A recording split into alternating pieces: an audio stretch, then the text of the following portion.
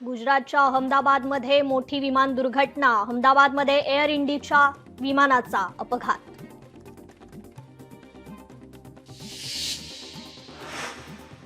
गुजरातच्या अहमदाबादमध्ये मोठी विमान दुर्घटना. विमान अहमदाबादहून लंडनला जात होतं. विमानाचा मोठा अपघात.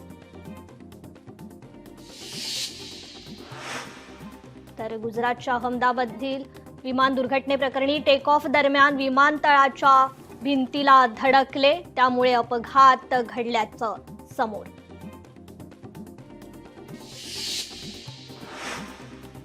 अहमदाबादमध्ये मोठी विमान दुर्घटना. गृहमंत्री शहा यांनी गुजरातच्या मुख्यमंत्र्यांशी केली चर्चा.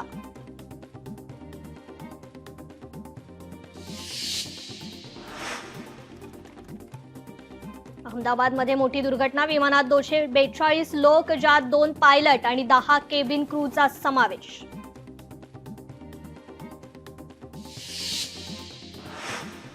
अहमदाबादमध्ये विमान दुर्घटना. ज्या इमारतीला विमान धडकलं त्या इमारतीत राहत होते डॉक्टर असलेल्या इमारतीला विमान धडकलं. विमानातील प्रवाशांच्या यादीत गुजरातचे माजी मुख्यमंत्री रुपाणी यांचं नाव. गुजरातचे माजी मुख्यमंत्री विजय रुपाणी यांचं विमान तिकीट समोर. विमानाचे कॅप्टन सुमित सुभरवाल होते. फर्स्ट ऑफिसर क्लाइव्ह कुंदर होते. कॅप्टन सुमित सुभरवाल LTC मध्ये होते. त्यांना 8200 तास उड्डाणाचा अनुभव होता, तर सहवैमानिकाला 1100 तासाचा अनुभव. अहमदाबाद विमानतळ सुरू. दुपारी 4 वाजल्यापासून विमानतळ पुन्हा सुरू. अहमदाबादमधील विमान दुर्घटनेबद्दल ऐकून धक्का बसला आणि दुःख झालं. आम्ही या घटनेनंतर मी स्वतः परिस्थितीवर लक्ष ठेवणे आणि सर्व विमान वाहतूक सेवा आणि आपत्कालीन प्रतिसाद संस्थांना जलद आणि समन्वित कारवाई करण्याचे निर्देश दिलेत, अशी माहिती केंद्रीय नागरी विमान वाहतूक मंत्री राम मोहन नायडू यांनी ट्विट करत दिली आहे. दुर्घटनेनंतर शेअर मार्केटमध्ये भूकंप आला असून टाटा ग्रुपचे शेअर्स कोसळले. टाटा समूहाच्या शेअर्समध्ये मोठी घसरण. प्रवासी विमानात 242 प्रवासी आणि कर्मचारी होते. त्यापैकी 169 भारतीय नागरिक, 53 ब्रिटिश नागरिक, तर 1 कॅनेडियन नागरिक आणि 7 पोर्तुगीज नागरिक. विमान अपघातानंतर एअर इंडियाने एक हेल्पलाईन नंबर जारी केला आहे. हा नंबर 180056914444 असा आहे.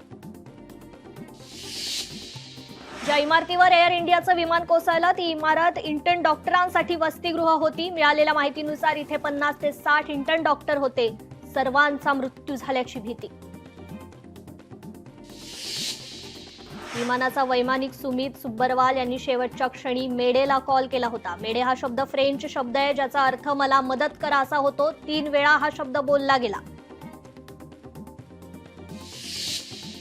गुजरातच्या अहमदाबाद इथे एअर इंडियाचं प्रवासी विमान कोसळल्याची घटना मन हेलावून टाकणारी. जखमींच्या प्रकृतीत लवकरात लवकर सुधारणा हो, शरद पवार यांचं ट्विट. अपर्णा महाडिक, सुनील तटकरेंची नातेवाईक. अपर्णा महाडिक सुनील तटकरेंची भाचेसून. विमानातील 1 क्रू मेंबर तटकरेंची नातेवाईक. नवी मुंबईच्या ऐरोली परिसरात झळकले राज ठाकरे यांचे बॅनर. राज ठाकरे यांचा भावी मुख्यमंत्री असा उल्लेख असलेले लागले बॅनर. नाशिक पुणे महामार्गावर प्रहारचं चक्काजाम आंदोलन. बच्चू कडू यांच्या समर्थनार्थ आंदोलन. सरकारने बच्चू कडूंच्या मागण्या मान्य कराव्या, आंदोलकांची मागणी. देवेंद्र फडणवीस आणि राज ठाकरे यांची वांद्रे येथील ताज लँड्स अँड हॉटेलमध्ये भेट. दोन्ही नेत्यांमध्ये 1 तास चर्चा. राजकारणात काही बदल होणार का, सवाल उपस्थित. संदीप देशपांडे उदय सामंतांच्या मुक्तगिरी बंगल्यावर भेटीला. एका प्रकल्पाच्या कामासाठी गेल्याची संदीप देशपांडेंची प्रतिक्रिया, तर मनसे नेते शिंदेंना भेटायला आले होते, सामंतांची प्रतिक्रिया. एकीकडे राज ठाकरे आणि फडणवीसांमध्ये भेट. भेटीनंतर राज ठाकरे आणि उद्धव ठाकरे एकत्र येण्याच्या चर्चा थांबल्या का, अशा चर्चा आता सुरू. मुंबईत दादर आणि गिरगावात मनसे अध्यक्ष राज ठाकरे आणि युवासेना प्रमुख आदित्य ठाकरे यांचे एकत्रित बॅनर. काका पुतण्यांचे एकत्रित फोटो असलेले वाढदिवसाच्या शुभेच्छांचे बॅनर. यंदा वाढदिवसाच्या दिवशी भेट होणं शक्य नाही. माझ्या वाढदिवसाला शिवतीर्थ निवासस्थानी येऊ नका. 14 जूनला सहकुटुंब मुंबई बाहेर असणार. राज ठाकरेंचं मनसैनिकांना पत्र. पालिका निवडणुकीच्या पार्श्वभूमीवर मुख्यमंत्री ऍक्शन मोडवर. म्हाडा SRA प्रकल्पांचा आढावा घेण्यासाठी बोलावली बैठक. मुंबईच्या शिवतीर्थ येथे मनसेची बैठक. मुंबई शहराध्यक्ष आणि उपशहराध्यक्षांची राज ठाकरेंच्या उपस्थितीत बैठक.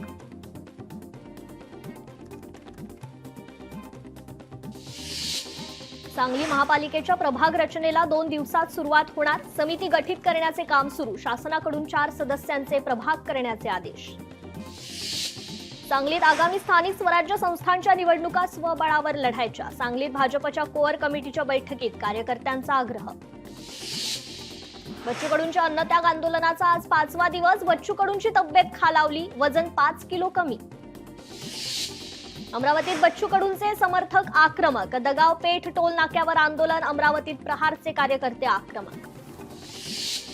बच्चू कडूंचा मुलगा देवा सुद्धा अन्नत्याग आंदोलनात सहभागी. आंदोलनाला पाठिंबा म्हणून शेतकरी देखील रक्तदान करणार.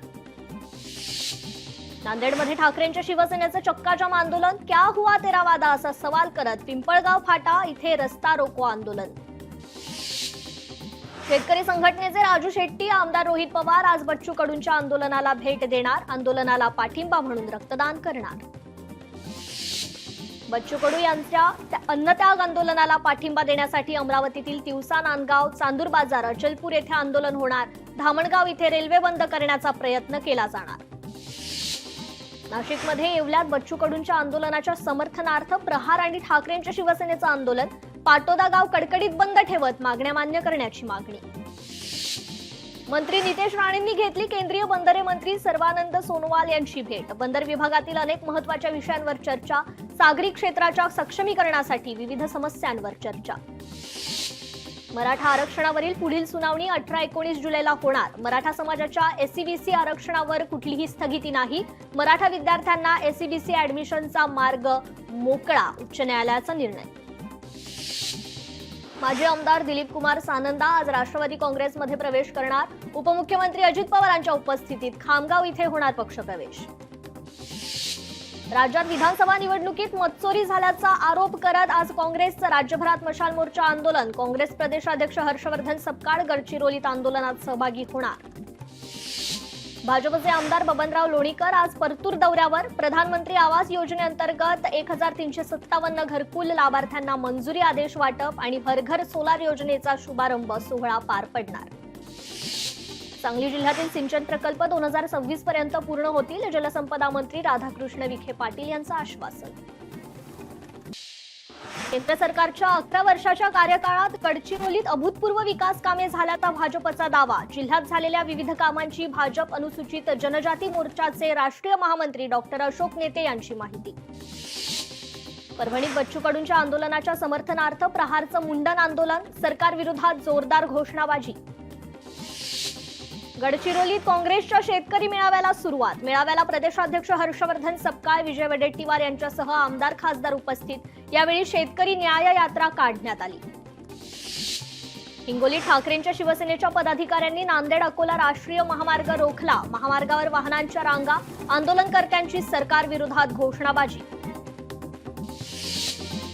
साताऱ्यात कराड पाटण तालुक्यात पश्चिम घाट परिसरात पावसाची संततधार. शेती मशागतीच्या कामांना वेग. भातरोप पेरणीच्या कामाची लगबग सुरू.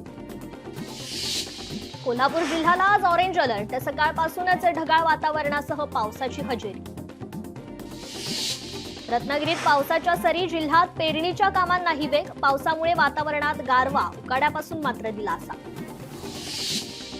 रायगडच्या श्रीवर्धन मधील भात शेतीत संकटात. पाण्याचा अभाव, यंत्रसामग्रीची अनुपलब्धता, मजुरांची टंचाई अशा कारणांमुळे भात शेतीच्या लागवडीत घट.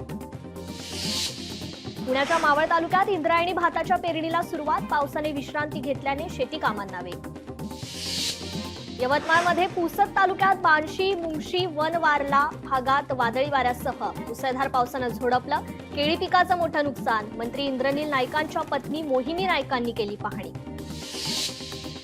जळगाव जिल्ह्याला वादळी वाऱ्यासह मुसळधार पावसानं झोडपलं. शेतकऱ्यांचं मोठं नुकसान. केळी बागांसह शेडनेट आणि पॉलीहाऊस जमीनदोस्त. झाडांची पडझड. तातडीने पंचनामे करून नुकसान भरपाईची मागणी. मुंबईत आज दुपारी 12:56 हाय टाइडचा इशारा देण्यात आला होता. समुद्रात मोठमोठ्या लाटा उसळणार. पुढील 2-3 दिवसात मोसमी वारे वाहणार. हवामान विभागाची माहिती. कोकणात आजपासून पुढील 5 दिवस वादळी वाऱ्यासह पावसाची शक्यता. 17 जून पर्यंत मुंबईसह ठाणे रायगडमध्ये मुसळधार पावसाची शक्यता. आज विदर्भात ऑरेंज अलर्ट जारी. मुसळधार पावसाचा हवामान खात्याचा अंदाज. तर बुलढाणा, वाशिम आणि यवतमाळमध्ये पावसाचा येलो अलर्ट जारी. परभणीत 14 तारखेपर्यंत वादळी वारे आणि विजांसह पावसाचा येलो अलर्ट. नागरिकांना खबरदारी घेण्याचं प्रशासनाचं आवाहन. कोयना धरण पाणलोट क्षेत्रात पावसाचा जोर कायम. धरणात सध्या 17 टीएमसी पाणीसाठा. जुलै महिन्यापर्यंत सिंचन आणि पिण्याच्या पाण्याचा प्रश्न मिटला.